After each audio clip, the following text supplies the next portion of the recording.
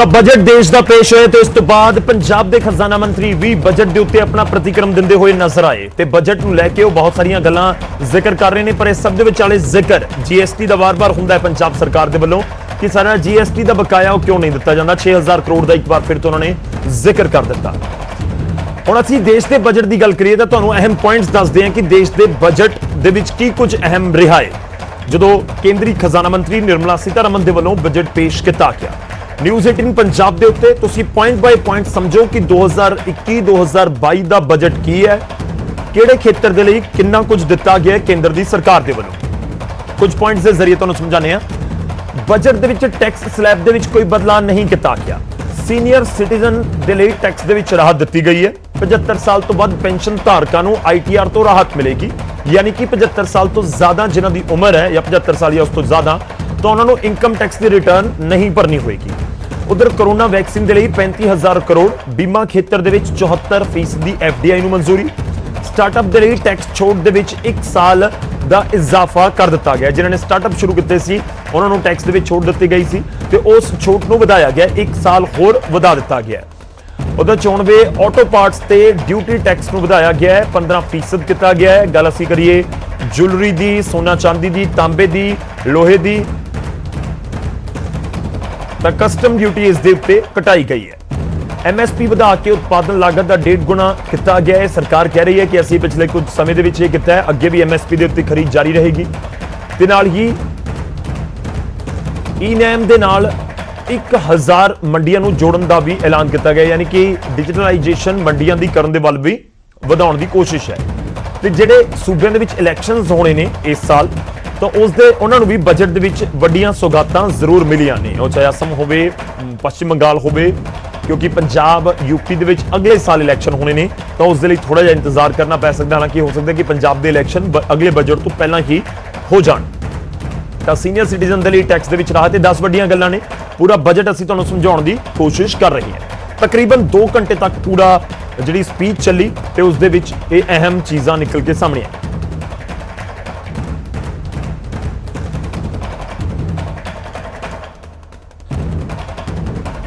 Atmanirbhar Bharat is an expression of the 130 crore Indians who have full confidence in their capabilities and skills. We are already part of international groupings such as the G20 and the BRICS, the Coalition for Disaster Resilient Infrastructure and the International Solar Alliance are realities today due to India's efforts. The proposals in Part A will further strengthen the sankalp of nation first, doubling farmers' income, strong infrastructure, healthy India, good governance, opportunities for youth, education for all, women empowerment and inclusive 6 lakh crores that provided free food grain to 800 million people, free cookitude. As a government, we kept a watch on the situation and were proactive in our responses. The government led by the Prime Minister stretched its resources to deliver for most vulnerable sections of our society, the poorest of us. In this spirit, I can't help but recall the joy that we as cricket-loving nation felt after the Team India's recent spectacular success in Australia. It has reminded us of all the qualities that we as a people, particularly our youth, epitomize.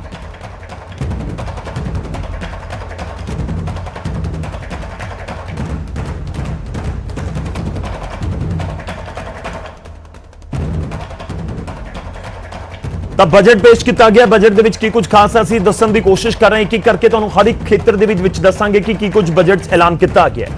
ਸ਼ੁਰੂਆਤ ਅਸੀਂ ਕਿਸਾਨਾਂ ਤੋਂ ਕਰਦੇ ਹਾਂ, ਖੇਤੀਬਾੜੀ ਤੋਂ ਕਰਦੇ ਹਾਂ। ਖੇਤੀਬਾੜੀ ਬਾਰੇ ਕੀ ਐਲਾਨ ਨੇ ਉਹ ਦੱਸਦੇ ਹਾਂ। ਐਗਰੀ ਇਨਫਰਾ ਡਿਵੈਲਪਮੈਂਟ ਸੈਸ ਦਾ ਐਲਾਨ ਕੀਤਾ ਗਿਆ। ਐਗਰੀਕਲਚਰ ਇਨਫਰਾਸਟ੍ਰਕਚਰ ਫੰਡ ਬਣਾਉਣ ਦਾ ਐਲਾਨ ਕੀਤਾ ਗਿਆ, ਜਿਹੜੇ ਐਕਸਪਰਟਸ ਨੇ ਇਸ ਦਾ ਸਵਾਗਤ ਕਰ ਰਹੇ ਨੇ। ਉਧਰ ਈ-ਨੈਮ ਦੇ ਨਾਲ 1000 ਮੰਡੀਆਂ ਨੂੰ ਹੋਰ ਮੰਡੀਆਂ ਨੂੰ ਜੋੜਨ ਦਾ ਵੀ ਟੀਚਾ ਰੱਖਿਆ ਗਿਆ। ਇਸ ਦਾ ਮਤਲਬ ਇਹ ਹੈ कि मंडियां नूं जोड़ के सरकार ये कह रही है कि रेट का पता लगेगा, यानी कि जो 1000 मंडियां ऑनलाइन ने ਪਹਿਲਾਂ ਵੀ ਕੁਝ ਮੰਡੀਆਂ ਹੈਗੀਆਂ ਨੇ ਤਾਂ ਉਸ ਤੋਂ ਬਾਅਦ ਫਿਰ ਐਪਸ ਦੇ ਜ਼ਰੀਏ ਆਨਲਾਈਨ ਜਾ ਕੇ ਰੇਟ ਪਤਾ ਕੀਤਾ ਜਾ ਸਕੇਗਾ ਵੱਖ-ਵੱਖ ਥਾਵਾਂ ਦੇ ਉੱਤੇ ਇੱਕੋ ਚੀਜ਼ ਦਾ ਕੀ ਪ੍ਰਾਈਸ ਚੱਲ ਰਿਹਾ ਹੈ। ਤੇ ਉਧਰ ਖੇਤੀ ਉਤਪਾਦਾਂ ਦੇ ਨਿਰਯਾਤ ਦੇ ਵਿੱਚ 22 ਹੋਰ ਫਸਲਾਂ ਜੋੜਨ ਦਾ ਵੀ ਐਲਾਨ ਕੀਤਾ ਗਿਆ, ਯਾਨੀ ਕਿ ਐਕਸਪੋਰਟ ਕੀਤੀਆਂ ਜਾ ਸਕਣਗੀਆਂ 22 ਹੋਰ ਫਸਲਾਂ, 22 ਹੋਰ ਜਿਨਸਾਂ ਦਾ ਜ਼ਿਕਰ ਹੈ। ਫਸਲਾਂ ਦੇ ਉੱਤੇ ਐਮਐਸਪੀ ਵਿਵਸਥਾ ਦੇ ਵਿੱਚ ਸੁਧਾਰ, ਲਾਗਤ ਦੇ ਨਾਲੋਂ 1.5 ਗੁਣਾ ਕੀਮਤ ਮਿਲਣ ਦੀ ਸੰਭਾਵਨਾ ਹੈ। ਇਹ ਲਗਾਤਾਰ ਜ਼ਿਕਰ ਸਰਕਾਰ ਕਰ ਰਹੀ ਹੈ।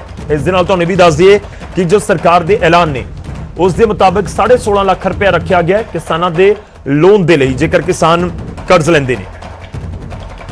ਤੇ ਤੁਹਾਨੂੰ ਦੱਸ ਦਈਏ ਕਿ ਇਹ ਸਾਰੇ ਜਿਹੜੇ ਐਲਾਨ ਨੇ ਖੇਤੀਬਾੜੀ ਸੈਕਟਰ ਦੇ ਨੇ। ਪ੍ਰਧਾਨ ਮੰਤਰੀ ਨੇ ਵੀ ਜ਼ਿਕਰ ਕੀਤਾ ਕਿ ਇਸ ਵਾਰ ਦਾ ਬਜਟ, ਉਹਨਾਂ ਨੇ ਵਧਾਈ ਦਿੱਤੀ ਖਜ਼ਾਨਾ ਮੰਤਰੀ ਨੂੰ, ਤੇ ਨਾਲ ਹੀ ਉਹਨਾਂ ਨੇ ਕਿਹਾ ਕਿ ਇਸ ਵਾਰ ਦਾ ਬਜਟ ਐਗਰੀਕਲਚਰ ਸੈਂਟਰਿਕ ਸੀ, ਯਾਨੀ ਕਿ ਕੇਂਦਰਿਤ ਹੈ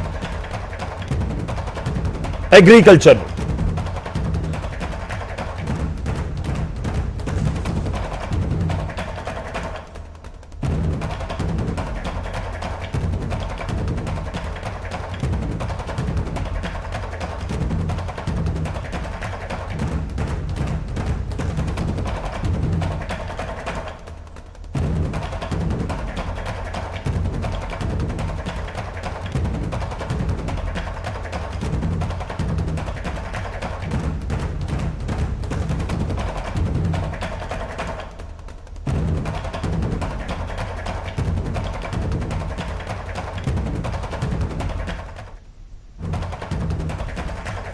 ਤਾਂ ਅਸੀਂ ਅੱਜ ਦੀ ਆਪਣੀ ਚਰਚਾ ਦੀ ਸ਼ੁਰੂਆਤ ਕਰਾਂਗੇ। ਬਜਟ ਦੇ ਵਿੱਚ ਕੀ ਕੁਝ ਮਿਲਿਆ, ਬਜਟ ਦੇ ਵਿੱਚ ਕੀ ਖਾਸ ਰਿਹਾ, ਉਹ ਸਭ ਕੁਝ ਸਮਝਣ ਦੀ ਕੋਸ਼ਿਸ਼ ਹੋਏਗੀ। ਪਰ ਅੱਜ ਦੇ ਸਵਾਲ ਦੇ ਨਾਲ ਹੀ ਸ਼ੁਰੂਆਤ ਕਰਦੇ ਹਾਂ, ਆਪਣੇ ਦਰਸ਼ਕਾਂ ਨਾਲ ਜੋੜਨ ਦੀ ਕੋਸ਼ਿਸ਼ ਹਰ ਵਾਰ ਦੀ ਤਰ੍ਹਾਂ। ਸਾਡਾ ਅੱਜ ਦਾ ਸਵਾਲ ਬਜਟ ਦੇ ਨਾਲ ਜੁੜਿਆ ਹੋਇਆ ਹੈ, ਪ੍ਰਧਾਨ ਮੰਤਰੀ ਦੇ ਉਸ ਬਿਆਨ ਦੇ ਨਾਲ ਜੁੜਿਆ ਹੋਇਆ ਹੈ ਜੋ ਬਜਟ ਤੋਂ ਬਾਅਦ ਉਹਨਾਂ ਦੇ ਵੱਲੋਂ ਦਿੱਤਾ ਗਿਆ। ਸਾਡਾ ਅੱਜ ਦਾ ਸਵਾਲ ਜੋ ਹੈ ਪਹਿਲਾਂ ਉਹ ਤੁਹਾਡੇ ਨਾਲ ਦੱਸਦੇ ਹਾਂ, ਉਸ ਤੋਂ ਬਾਅਦ ਆਪਣੀ ਚਰਚਾ ਦੀ ਸ਼ੁਰੂਆਤ ਕਰਾਂਗੇ। ਸਾਡਾ ਅੱਜ ਦਾ ਸਵਾਲ ਹੈ ਕਿ ਇਸ ਵਾਰ ਦਾ ਬਜਟ ਕੀ ਕਿਸਾਨ ਕੇਂਦਰਿਤ ਹੈ, ਕਿ ਇਸ ਵਾਰ ਦਾ ਬਜਟ ਕਿਸਾਨ ਕੇਂਦਰਿਤ ਹੈ, क्योंकि प्रधानमंत्री ने जिक्र किया कि किसान केंद्रित है इस बार का बजट। तो की किसान केंद्रित है इस बार का बजट? जेकर तो लगता है कि हाँ किसानों को सेंट्रिक रख के उन्होंने ध्यान दे विच रखते ये बनाया गया, तो टाइप करो News18 स्पेस दे के PHH स्पेस दे के वाई। जेकर तुहानूं अजिहा नहीं लगता तो टाइप करो News18 स्पेस दे के PHH स्पेस दे के N। ਤੇ ਇਸ ਨੂੰ ਭੇਜ ਦਿਓ 56677 ਦੇ ਉੱਤੇ। ਅਸੀਂ ਤੁਹਾਡੀ ਰਾਏ ਇਸ ਪ੍ਰੋਗਰਾਮ ਦੇ ਆਖਿਰ ਦੇ ਵਿੱਚ ਤੁਹਾਡੇ ਨਾਲ ਸਾਂਝੀ ਕਰਾਂਗੇ। ਆਪਣੀ ਰਾਏ ਸਾਡੇ ਤੱਕ ਜ਼ਰੂਰ ਪਹੁੰਚਾਓ। ਪ੍ਰਧਾਨ ਮੰਤਰੀ ਦਾ ਬਿਆਨ, ਉਸ ਦਿਨ ਨਾਲ ਜੁੜਿਆ ਹੋਇਆ ਅਸੀਂ ਸਵਾਲ ਪੁੱਛ ਰਹੇ ਹਾਂ। ਅਸੀਂ ਆਪਣੀ ਚਰਚਾ ਦੀ ਸ਼ੁਰੂਆਤ ਕਰਦੇ ਹਾਂ ਅੱਜ ਦੇ ਇਸ ਬਜਟ ਤੋਂ ਬਾਅਦ ਕਿ ਬਜਟ 'ਚ ਕੀ ਕੁਝ ਮਿਲਿਆ, ਕੀ ਉਮੀਦ ਸੀ, ਕੀ ਉਮੀਦ ਦੇ ਮੁਤਾਬਿਕ ਬਜਟ ਸੀ ਨਹੀਂ ਸੀ, ਬਹੁਤ ਸਾਰੇ ਪੁਆਇੰਟਸ ਨੇ। ਪਹਿਲਾਂ ਤਾਰੁਫ ਕਰਵਾਉਣਾ ਸਾਡੇ ਅੱਜ ਦੇ ਮਹਿਮਾਨਾਂ ਦੇ ਨਾਲ। ਸਾਡੇ ਨਾਲ ਪ੍ਰੋਫੈਸਰ ਮਨਜੀਤ ਸਿੰਘ ਜੁੜ ਰਹੇ ਨੇ, ਖੇਤੀਬਾੜੀ ਮਾਹਰ ਨੇ। ਉਹਨਾਂ ਤੋਂ ਸਮਝਣ ਦੀ ਕੋਸ਼ਿਸ਼ ਕਰਾਂਗੇ ਕਿ ਬਜਟ ਨੂੰ ਕਿਵੇਂ ਦੇਖਦੇ ਨੇ। ਤੇ ਨਾਲ ਸਾਡੇ ਮਲਿਕ ਜੀ ਜੁੜ ਰਹੇ ਨੇ ਜੋ ਕਿ ਬੀਜੇਪੀ ਨੂੰ ਰਿਪਰੈਜ਼ੈਂਟ ਕਰਨਗੇ। ਰਮਨ ਜੀ ਤੁਹਾਡਾ ਵੀ ਬਹੁਤ-ਬਹੁਤ ਸਵਾਗਤ ਹੈ। ਪ੍ਰੋਫੈਸਰ ਸਾਹਿਬ ਤੁਹਾਡਾ ਵੀ ਸਵਾਗਤ ਹੈ। ਪ੍ਰੋਫੈਸਰ ਸਾਹਿਬ ਸ਼ੁਰੂਆਤ ਤੁਹਾਡੇ ਤੋਂ ਹੀ ਅੱਜ ਦੇ ਇਸ ਪ੍ਰੋਗਰਾਮ ਦੀ। ਬਜਟ ਕੀ ਕਿਸਾਨ ਸੈਂਟਰਿਕ ਹੈ? ਪ੍ਰਧਾਨ ਮੰਤਰੀ ਨੇ ਜ਼ਿਕਰ ਕੀਤਾ ਕਿ ਵਧਾਈ ਹੋਵੇ ਖਜ਼ਾਨਾ ਮੰਤਰੀ ਨੂੰ, ਤੇ ਨਾਲ ਹੀ ਉਹਨਾਂ ਨੇ ਵੀ ਜ਼ਿਕਰ ਕੀਤਾ ਕਿ ਇਸ ਵਾਰ ਦਾ ਬਜਟ ਕਿਸਾਨ ਸੈਂਟਰਿਕ ਹੈ। देखो जिहड़ी गल दी बीजेपी ਜਾਂ सरकार इस वेले ज़्यादा सराहना कर रही है वो ये है कि 75,000 करोड़ रुपया कणक खरीदण लई MSP ते उत्ते रेट दे उत्ते असीं रख लिया। 1,72,000 करोड़ रुपया असीं ਝੋਨਾ ਖਰੀਦਣ ਲਈ ਰੱਖ ਲਿਆ। ਉਹ ਕਈਆਂ ਸੂਬਿਆਂ 'ਚ ਹੋਊਗਾ, ਇਹ ਤੇ ਇੱਕ ਚੰਗੀ ਗੱਲ ਹੈਗੀ ਆ ਕਿ ਪੈਸਾ ਜਿਹੜਾ ਹੈ ਉਹ ਕਿਸਾਨਾਂ ਨੂੰ ਵੀ ਇਸ ਗੱਲ ਦੀ ਥੋੜੀ ਰਾਹਤ ਹੋਊਗੀ, ਭਰੋਸਾ ਹੋਊਗੀ ਕਿ MSP ਦਾ ਜਿਹੜਾ ਰੱਸਾ ਵਲੇਟਿਆ ਨਹੀਂ ਜਾ ਰਿਹਾ, ਕੁਛ ਨਾ ਕੁਛ ਸਾਨੂੰ ਮਿਲੂਗਾ। ਪਰ ਉਂਝ ਓਵਰਆਲ ਜਿਹੜਾ ਖੇਤੀ ਦਾ ਬਜਟ 6% ਘਟਿਆ ਆ, ਕਿਉਂਕਿ ਉਹਦਾ ਕਾਰਨ ਇਹ ਹੈਗਾ ਕਿ ਪੈਸਾ ਹੈ ਹੀ ਨਹੀਂ ਸਰਕਾਰ ਕੋਲੋਂ। ਪੈਸਾ ਸਰਕਾਰ ਕੋਲੋਂ ਦੋ ਹੀ ਜਗ੍ਹਾ ਤੋਂ ਆਉਣਾ। एक है कि ਜਿਹੜੇ ਐਸੈਟ ਵੇਚ ਕੇ ਜਿਹਨੂੰ ਮਿਨਿਸਟਰੀ ਆਫ ਡਿਸਇਨਵੈਸਟਮੈਂਟ ਕਹਿੰਦੇ ਆ, ਉਹ ਇਹਨਾਂ ਨੇ ਪੌਣੇ 2 ਲੱਖ ਦਾ ਐਸਟੀਮੇਟ, ਪੌਣੇ 2 ਲੱਖ ਕਰੋੜ ਦਾ ਐਸਟੀਮੇਟ ਲਾਇਆ ਕਿ ਸਾਨੂੰ ਅਸੀਂ ਇੰਨਾ ਕੁ ਪੈਸਾ ਇਕੱਠਾ ਕਰਾਂਗੇ। ਦੂਜਾ ਤੇਲ ਤੋਂ ਆਉਂਦਾ ਹੈ। ਤੇਲ ਦਾ ਸ਼ੁਕਰ ਕਰੋ ਇਹ ਅਨਾਉਂਸਮੈਂਟ ਇਹ ਹੋਈ ਹੈ ਕਿ ਪ੍ਰਾਈਸਿਸ ਨਹੀਂ ਵਧਣਗੀਆਂ, ਭਾਵੇਂ ਕਿ ਡਿਊਟੀ ਘੱਟ ਹੋ ਜੂਗੀ, ਸੈਸ ਵੱਧ ਜੂਗਾ, ਪਰ ਓਵਰਆਲ ਪ੍ਰਾਈਸਿਸ ਜਿਹੜੀਆਂ ਕੀਮਤਾਂ ਆ ਤੇਲ ਦੀਆਂ, ਡੀਜ਼ਲ ਦੀਆਂ, ਪੈਟਰੋਲ ਦੀਆਂ, ਉਹ ਹੋਰ ਨਹੀਂ ਵਧਣਗੀਆਂ। ਇਹ ਬੜੀ ਰਾਹਤ ਵਾਲੀ ਗੱਲ ਹੀ ਸਮਝੋ। ਇਸੇ ਤਰੀਕੇ ਨਾਲ हाँ जी इसे तरीके नाल गौरव जी ਜਿਹੜੇ एम्पलाई ਸੀਗੇ ਉਹ ਥੋੜੇ ਜੇ ਜ਼ਰੂਰ ਨਿਰਾਸ਼ ਲੱਗੇ ਆ ਕਿ ਉਹਨਾਂ ਨੂੰ ਕੋਈ ਰਾਹਤ ਨਹੀਂ ਮਿਲੀ। ਤੇ ਮੈਂ ਉਹਨਾਂ ਨੂੰ ਕਹਿੰਦਾ ਕੋਈ ਇਸ ਗੱਲ ਦੇ ਉੱਤੇ ਹੀ ਰਾਹਤ ਮਹਿਸੂਸ ਕਰਨ ਕਿ ਉਹਨਾਂ ਦੀ ਤਨਖਾਹ ਨਹੀਂ ਕੱਟੀ ਗਈ। ਉਹਦਾ ਕਾਰਨ ਇਹ ਹੈਗਾ ਕਿ ਜੋ ਹਾਲਾਤ ਹੈ, ਤੁਹਾਨੂੰ ਪਤਾ ਪਿੱਛੇ ਸਾਰਿਆਂ ਨੇ ਆਪੋ ਆਪਣੀਆਂ ਤਨਖਾਹਾਂ ਤੇ ਕੱਟ ਲਵਾਇਆ ਸੀ ਕਰੋਨਾ ਦੇ ਦੌਰਾਨ, ਤਾਂ ਕਿ ਅਸੀਂ ਕਿਸੇ ਤਰੀਕੇ ਨਾਲ ਇਸ ਵਕਤ ਨੂੰ ਪਾਰ ਕਰੀਏ। ਤੇ ਜੇ ਇਹ ਉਮੀਦ ਲਾਈ ਬੈਠੇ ਸੀ ਕਿ ਐਤਕੀ ਸਾਨੂੰ ਹੋਰ ਰਾਹਤ ਮਿਲੂਗੀ, ਉਹ ਤੇ ਮੇਰਾ ਖਿਆਲ ਹੈ ਅਸੀਂ ਅਨਐਕਸਪੈਕਟਡ ਆ। ਓਵਰਆਲ ਇਹ ਹੈਗਾ ਕਿ 6.8% GDP ਦਾ ਬਜਟ ਡੈਫੀਸਿਟ ਹੋਊਗਾ, ਜਿਹੜਾ ਕਰੰਟ ਇਸ ਵੇਲੇ ਫਾਈਨੈਂਸ਼ੀਅਲ ਈਅਰ ਚੱਲ ਰਿਹਾ ਆ, ਉਹਦੇ ਵਿੱਚ 9.5% GDP ਦਾ ਬਜਟ ਡੈਫੀਸਿਟ ਸੀ, ਜਿਹੜਾ ਬਹੁਤ ਹਾਈ ਹੁੰਦਾ। 3.5% ਤੋਂ ਜ਼ਿਆਦਾ ਜੇ GDP ਦਾ ਬਜਟ ਡੈਫੀਸਿਟ ਹੋ ਜਾਏ ਤੇ ਉਹ ਕਾਫੀ ਜ਼ਿਆਦਾ ਉਹਨੂੰ ਮੰਨਿਆ ਜਾਂਦਾ। ਇਸ ਕਰਕੇ ਮੇਰਾ ਇਸ ਕਰਕੇ ਮੇਰਾ ਇਹ ਕਹਿਣਾ ਹੈ ਕਿ ਜਿਹੜਾ ਵੀ ਜਿਸ ਤਰ੍ਹਾਂ ਦਾ ਵੀ ਇਹ ਬਜਟ ਆਇਆ ਆ, ਇਹ ਹਾਂਜੀ ਇੰਨੇ ਵੇ ਠੀਕ ਹੈ। ਔਰ ਪਰ ਜਿਹੜਾ ਸੋਸ਼ਲ ਵੈਲਫੇਅਰ ਦੀਆਂ ਸਕੀਮ ਸੀਗੀਆਂ, ਫਾਰ ਇੰਸਟੈਂਸ ਜਿਹੜੀ ਫੂਡ ਸਬਸਿਡੀ ਸੀਗੀ, ਉਹਦਾ 35-40% ਉਸ ਦੇ ਉੱਤੇ ਕੱਟ ਲੱਗਾ। ਉਹ 4 ਲੱਖ ਕਰੋੜ ਰੁਪਏ ਦੀ ਹੁੰਦੀ ਸੀ, ਉਹ 2 ਲੱਖ ਕੁਝ ਸਮਥਿੰਗ ਕਰੋੜ ਰੁਪਇਆ ਜਿਹੜਾ ਰੱਖਿਆ ਗਿਆ। ਉਹ ਹੋ ਸਕਦਾ ਉਹ ਵੀ ਇਹੀ ਕਾਰਨ ਹੋਵੇ ਕਿ ਪੈਸਾ ਨਹੀਂ ਰੱਖਿਆ ਗਿਆ। ਮਨਰੇਗਾ ਦਾ ਪੈਸਾ ਵੀ 30-35% ਕਿਸਾਨਾਂ ਦੀ ਗੱਲ ਅਸੀਂ ਲਗਾਤਾਰ ਕਰ ਰਹੇ ਹਾਂ। ਸਵੇਰੇ ਤੁਸੀਂ ਨਾਲ ਸੀਗੇ, ਉਸ ਸਮੇਂ ਵੀ ਆਪਾਂ ਕਿਸਾਨਾਂ ਦਾ ਜ਼ਿਕਰ ਕਰ ਰਹੇ ਸੀ। ਇਸ ਵਿਚਾਲੇ ਸਾਡੇ ਨਾਲ ਬੂਟਾ ਸਿੰਘ ਬੁਰਜਗਿੱਲ ਜੀ ਜੁੜ ਰਹੇ ਨੇ, ਕਿਸਾਨ ਆਗੂ ਨੇ, ਤੇ ਸਾਡੇ ਨਾਲ ਗੁਰਜੀਤ ਔਜਲਾ ਜੀ ਵੀ ਜੁੜ ਰਹੇ ਨੇ, ਕਾਂਗਰਸ ਦੇ MP ਨੇ। ਔਜਲਾ ਸਾਹਿਬ ਸਵਾਗਤ ਹੈ, ਬੂਟਾ ਜੀ ਤੁਹਾਡਾ ਵੀ ਸਵਾਗਤ ਹੈ। ਬੂਟਾ ਜੀ ਤੁਹਾਡਾ ਇੱਕ ਰਿਐਕਸ਼ਨ ਚਾਹਾਂਗਾ ਪਹਿਲਾਂ ਕਿ ਕਿਸਾਨਾਂ ਨੂੰ ਜੋ ਉਮੀਦ ਸੀ ਉਸ ਦੇ ਨੇੜੇ ਨਜ਼ਰ ਆਇਆ budget?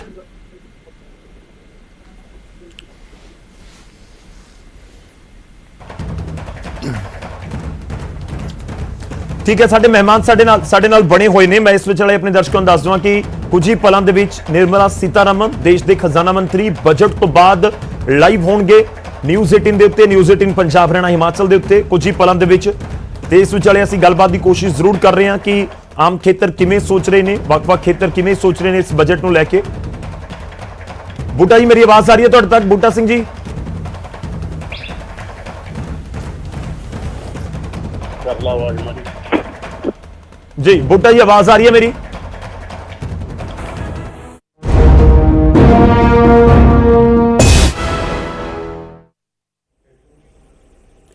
Good evening. I have with me in